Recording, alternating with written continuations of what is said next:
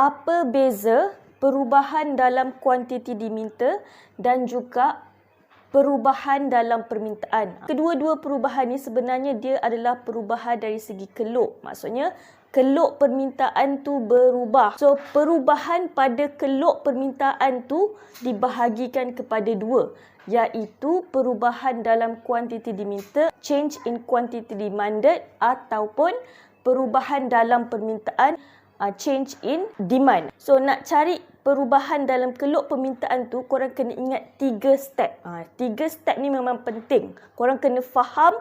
Benda ni memang korang kena faham. Kalau korang hafal, memang susah sikit lah. So step yang pertama, korang kena tentukan penentu permintaan. Dia sebenarnya dia berhubung kait dengan penentu permintaan ataupun determinant of demand. Okay. So first kali korang kena tentukan, determine, okay, apa korang punya penentu permintaan tu, okay. Sebelum ni saya dah ajar penentu permintaan tu ada dua kan. Satu harga barang itu, satu lagi bukan harga barang itu. So korang kena tentukan penentu permintaan tu yang mana satu. Perubahan dalam kuantiti diminta ni, okay, dia berkaitan dengan penentu permintaan yang harga barang itu. Maksudnya, kalau korang jumpa penentu permintaan tu adalah harga barang tu, kuantiti diminta tu naik ataupun turun hanya dipengaruhi oleh barang itu sahaja. So, bila korang dah dapat, penentu permintaan ialah harga barang tu. So, terus korang ambil perubahan dalam kuantiti diminta. Dia macam tu, okay. So, perubahan dalam kuantiti diminta ni merujuk kepada penentu permintaan bagi harga barang itu. Tu korang kena ingat. Okey, lepas tu perubahan dalam permintaan ni dia merujuk kepada penentu permintaan bagi bukan harga barang itu. Kalau bukan harga barang tu maksudnya kuantiti diminta tu naik ataupun turun disebabkan oleh faktor-faktor lain selain daripada harga barang tu, korang ambil ni perubahan dalam permintaan. Okey. Okey, contoh kalau kita ambil harga barang itu. So step yang pertama kita dah buat tadi, kita dah dapat dah penentu permintaan. Okey, penentu permintaan kita ialah harga barang itu. So kita dah dapat dah harga barang itu. So kalau harga barang itu kita ambil yang mana? Yang ini.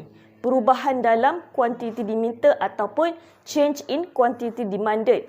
Kalau ikut dalam buku teks, maksud perubahan dalam kuantiti diminta tu ialah merujuk kepada perubahan ataupun pergerakan di sepanjang keluk permintaan yang sama. Maksudnya yang berubah tu, perubahan tu dia hanya dekat keluk ni je. Dia melibatkan satu keluk sahaja.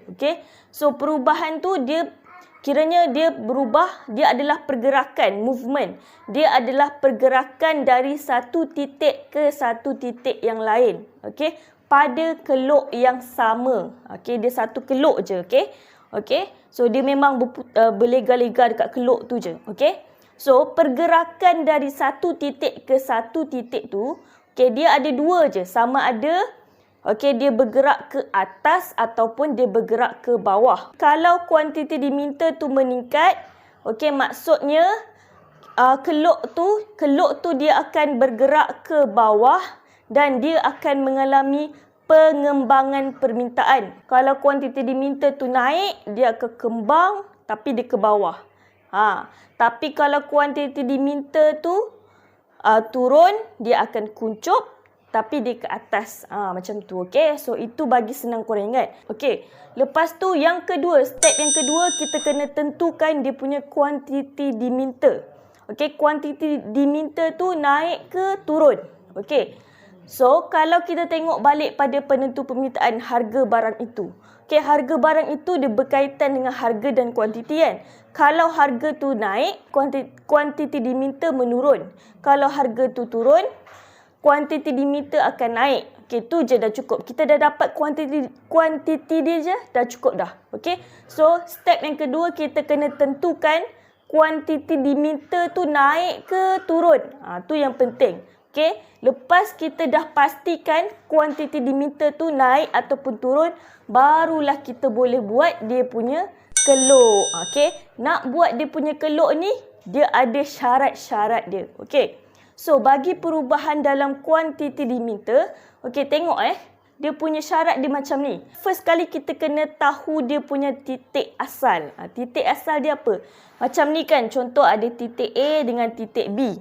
Okey, katakanlah dalam soalan tu dia bagi tahu titik asal dia adalah B. B ni adalah dia punya titik asal. Okey, so dia kata, contoh kalau harga barang tu naik. Harga barang tu naik. So, daripada titik asal B ni, harga barang dia naik kan? So, daripada RM5 dia naik jadi RM10. Nampak tak? Okey? Dari RM5 dia naik RM10. Lepas tu, kalau harga naik, kuantiti menurun kan? Daripada 40 unit, dia jadi 20 unit. Harga naik, kuantiti turun. Okey? So, maksudnya daripada titik asal ni, B ni, dia bergerak ke mana? Dia bergerak pergi ke titik A. Okey. So, bila dia bergerak, nampak tak anak panah dia ni pergi ke atas kan? Kalau ke atas, maksudnya dia mengalami penguncupan permintaan. Okey, maksudnya kuncup. Bila kuantiti berkurang, maka dia akan mengalami penguncupan. Dia akan kuncup. Kurang, kuncup, atas. Kurang, kuncup, atas. Okey. So, bila kuantiti itu berkurang, dia akan kuncup, okey, mengalami penguncupan. Permintaan.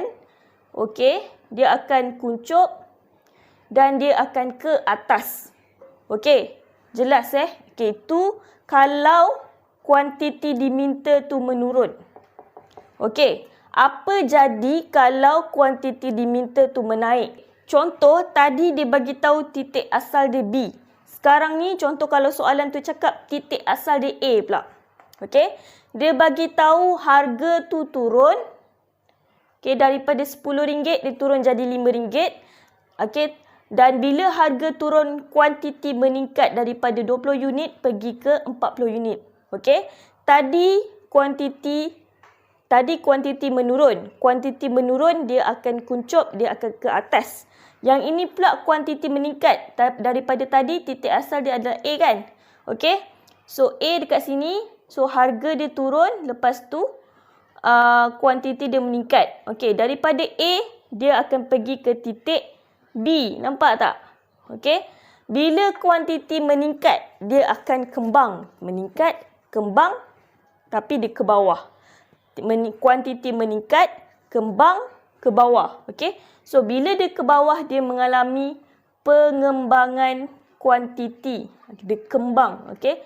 Pengembangan kuantiti pula. Pengembangan permintaan. Okey. Tadi penguncupan permintaan. Yang ni pengembangan permintaan.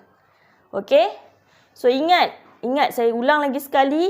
Kalau kuantiti tu menurun, dia akan kuncup dan dia akan ke atas. Okey? Kuncup maksudnya penguncupan permintaan. Kalau kuantiti dia meningkat, dia akan kembang dan dia akan ke bawah. Keluk tu akan beralih ke bawah dan dia mengalami pengembangan permintaan. Kembang tu adalah pengembangan permintaan. Okey? Jelas saya kat sini? Okey? So, itu maksud perubahan dalam kuantiti diminta. Perubahan dalam kuantiti diminta ni, dia berkaitan dengan penentu permintaan bagi harga barang itu sahaja. Dan dia ada satu keluk sahaja. Okey? Okey. So, next kita tengok perubahan dalam permintaan ataupun change in demand. Saya nak bagi tahu dulu apa maksud perubahan dalam permintaan ataupun change in demand. Okey? So, perubahan dalam permintaan ni maksudnya, okey, perubahan permintaan ditunjukkan dalam peralihan keluk permintaan sama ada ke kiri atau ke kanan selari dengan keluk permintaan yang asal. Okey. So, sekarang ni, okey, dia punya syarat dia, keluk dia ni, okey. Kalau tadi perubahan dalam kuantiti diminta ni, dia ada satu keluk je kan? Tapi kalau perubahan permintaan ni, okey, dia ada dua keluk. Korang kena ingat, yang ni dua keluk. Okey. Sama ada keluk tu dia pergi ke kanan ataupun dia pergi ke kiri. Okey. Lepas tu dia kena selari kan. Syarat dia selari. Selari maksudnya parallel.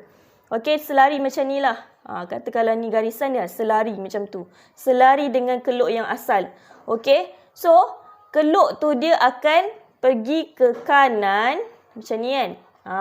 So keluk tu dia akan pergi ke kanan. Ni keluk yang baru lah kan. Keluk tu dia akan pergi ke kanan kalau kuantiti diminta tu meningkat.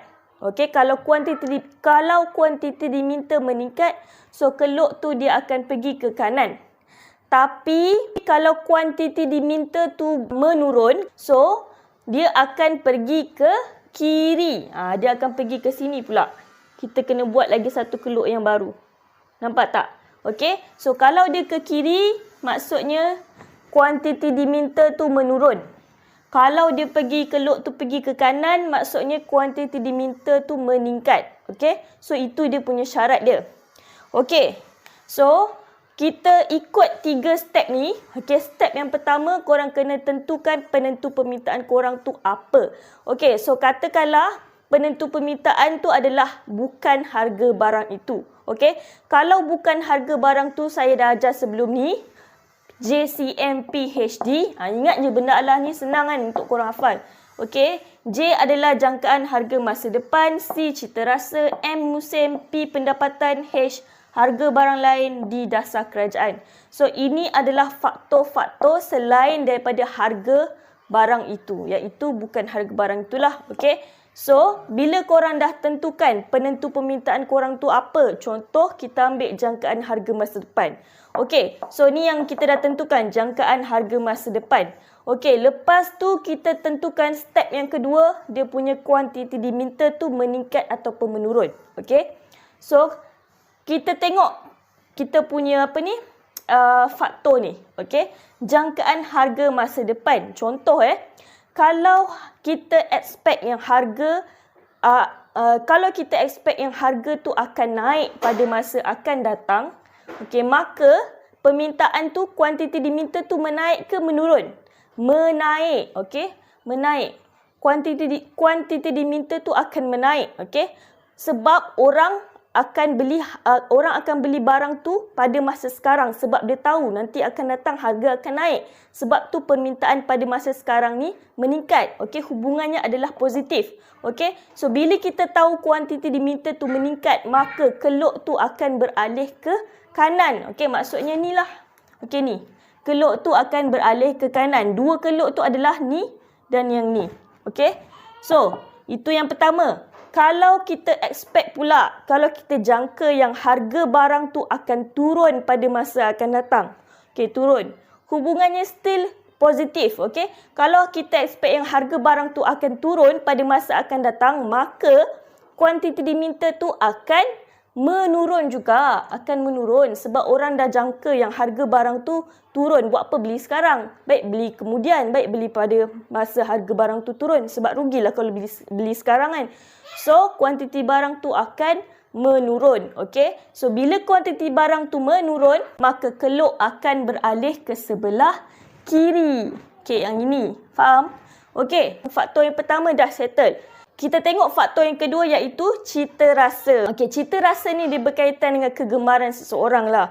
Lagi dia suka benda Allah tu, lagi dia beli. Kalau dia suka dia beli, kalau dia tak suka dia tak beli kan. Okey, so contoh kalau dia suka sangat, katakanlah beg LV. Okey, contoh kalau dia suka gila beg LV tu, permintaan terhadap beg LV tu akan meningkat, betul tak? Okey, kalau orang semakin suka beg LV, maka permintaan tu akan meningkat. Contoh lain, contohnya macam iPhone. Okey, so katakanlah rakyat Malaysia ni semakin menggemari iPhone, maka permintaan ataupun kuantiti diminta tu, permintaan terhadap iPhone akan meningkat. Okey, kalau permintaan terhadap iPhone tu meningkat, maka keluk akan pergi ke sebelah kanan.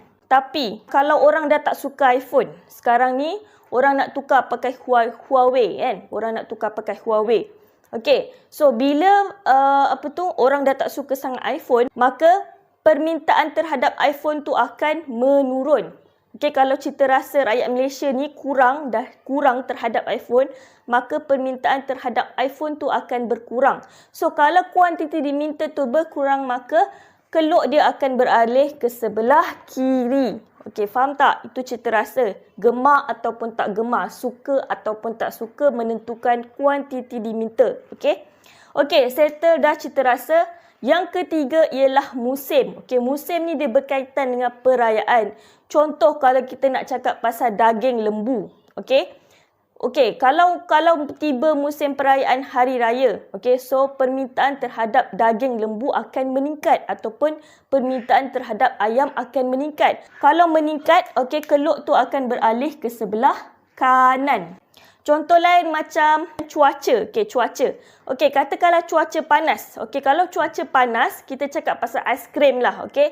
So, kalau cuaca panas, permintaan terhadap aiskrim akan meningkat. Okey, orang memang nak ramai-ramai beli aiskrim sebab panas kan, orang nak sejukkan badan. Okey. So, permintaan terhadap aiskrim akan meningkat, maka keluk tu akan pergi ke belah kanan, ke sebelah kanan. Okey.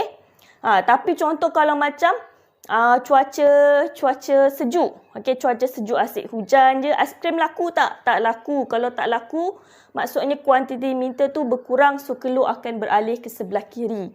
Okey, sama juga kalau bukan musim perayaan, okey, orang tak beli sangat pun. Contohnya macam buluh. Okey, buluh time raya je nak laku, time raya je laku sebab orang nak buat lemang. Tapi kalau bukan musim perayaan, orang tak beli pun buluh sebab bukan pada musim dia. Okey, so permintaan keluk dia akan beralih ke kiri. Okey, so itu contoh musim, settle. Okey, yang keempat, pendapatan. Pendapatan ni sebelum ni saya dah ajarkan. Pendapatan ni, okey, dia bergantung kepada jenis barang tu. Okey, jenis barang yang sebelum ni saya ajar, ada barang bawahan, ada barang mesti, ada barang, lagi satu barang biasa. Okey, kita cerita dulu pasal barang mesti. Okey, barang mesti ni barang yang wajib ada. Pendapatan kita meningkat ke, menurun ke, barang tu mesti ada. Contohnya apa? Contohnya garam, gula. Wajib kita nak masak. Kalau tak ada garam gula macam mana? Tawarlah kan masakan kita tu. Okey, so barang mesti tu, pendapatan kita meningkat ataupun turun, kuantiti diminta tu still sama je. Dia tak berubah. Tak ada perubahan. Okey, tapi untuk barang biasa, nama pun barang biasa, barang yang biasa kita beli untuk keperluan rumah kita, contoh kan. Okey, macam sabun mandi ke, berus gigi ke, ubat gigi ke, susu ke, apa-apalah kan. Okey, so itu adalah barang biasa. Kalau pendapatan kita meningkat, maka kuantiti diminta ataupun permintaan terhadap barang biasa akan meningkat. Kalau permintaan tu meningkat, maka keluk akan beralih ke sebelah kanan.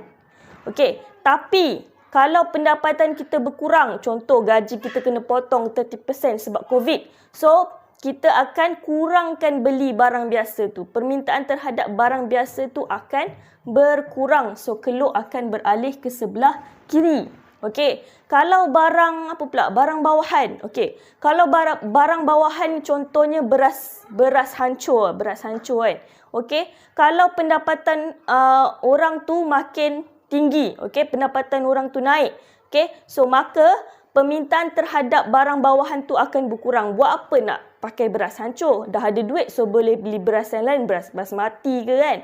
So, permintaan terhadap barang bawahan tu akan berkurang sebab pendapatan dia meningkat. Okey, so bila permintaan tu berkurang, maka keluk akan beralih ke sebelah kiri. Okey, sebaliknya, kalau pendapatan dia berkurang, maksudnya dia lagi hidup susah, so dia lagi perlukan beras hancur tu. Okey, kalau dia lagi susah, lagi dia perlukan barang bawahan tu. So, permintaan untuk barang bawahan tu meningkat disebabkan pendapatan dia semakin berkurang. Okey, so bila permintaan tu meningkat, keluk akan pergi ke sebelah kanan. Okey, so faham yang pendapatan ni settle. Okey, next kita tengok harga barang lain. Okey, harga barang lain ni sebelum ni saya ada bagi tahu, harga barang lain tu kita nak cerita pasal harga barang lain. Barang lain tu ada dua, iaitu barang pengganti ataupun substitute goods dengan barang penggenap ataupun complementary goods. Contohnya, okey, kalau barang pengganti, kalau kita tengok harga barang pengganti tu meningkat ataupun menurun. Okey, Contoh kalau harga barang pengganti tu menurun. Contoh, kita selalu beli Milo. Okey, kita selalu beli Milo. Tapi bila kita tengok harga barang lain, contohnya Vico. Contoh Vico kan. Ataupun Dutch Lady Chocolate Milk ke. ataupun Cadbury chocolate milk ke apa-apalah yang berkaitan dalam minuman juga, ataupun teh ke kopi ke kan. Okey, so itu dalam grup minuman jugalah. Okey, so biasanya kita dah biasa beli Milo. Okey, tapi bila kita tengok harga Vicco tu lagi murah daripada Milo, so kita akan beli Vicco daripada Milo. Nampak tak? Vicco tu adalah barang pengganti. Okey, barang pengganti maksudnya Vicco tu boleh ganti kepada Milo. Kalau kita tak minum Milo, so kita boleh minum Vicco. Okey, so disebabkan harga Vicco tu, harga barang pengganti tu, harga Vicco lah. Okay, so disebabkan harga Vicco tu menurun, harga barang pengganti tu menurun, menyebabkan kuantiti diminta terhadap Milo ni akan berkurang ke meningkat. Kalau harga Vicco tu menurun. So, kuantiti terhadap Milo ni dia akan menurun. Sebab buat apa nak beli Milo? Baik kita beli Vicco sebab Vicco tu lagi murah daripada Milo. Vicco tu dah ganti Milo. Faham tak? Okay, so bila kuantiti diminta terhadap Milo tu ataupun permintaan terhadap Milo tu berkurang, maka keluk akan beralih ke kiri. Okay, sebaliknya kalau harga barang pengganti tu naik, contohnya kan kita dah tukar, kita dah minum Vicco tadi kan, kita dah minum Vicco sebab Vicco lagi murah. Tiba-tiba harga Vicco naik pula, lagi mahal pula daripada Milo. So kita akan tukar balik pergi ke Milo. Kalau harga Vicco tu naik, so kuantiti diminta terhadap Milo ni akan meningkat. Okey, sebab harga Vicco tu naik, buat apa nak beli Vicco? Baik aku beli Milo contoh kan. Kuantiti diminta terhadap Milo tu akan meningkat. Okey, so bila harga barang pengganti tu naik, okey, so kuantiti diminta akan meningkat, maka keluk akan beralih ke sebelah kanan. Okey. Okey, so itu pasal barang pengganti. Sekarang ni kita cerita pula pasal barang penggenap. Okey, kalau barang penggenap ni contohnya apa? Contohnya kita dah ada kereta, so kita kena isi minyak kereta. Kalau kita ada kereta, kita mesti pakai minyak kereta kan? So minyak kereta tu adalah barang penggenap kepada kereta. Contoh yang lain, kita ada pen. Okey, kalau kita ada pen, mesti kita kena pakai dakwat. So dakwat tu adalah barang penggenap kepada pen. Okey, dan lagi satu contohnya kalau kita beli berus gigi. Okey, so barang penggenap kepada berus gigi tu adalah ubat gigi. So ubat gigi tu kiranya barang pelengkap. Kalau tak ada dua-dua ni tak boleh gosok gigi lah contohnya kan.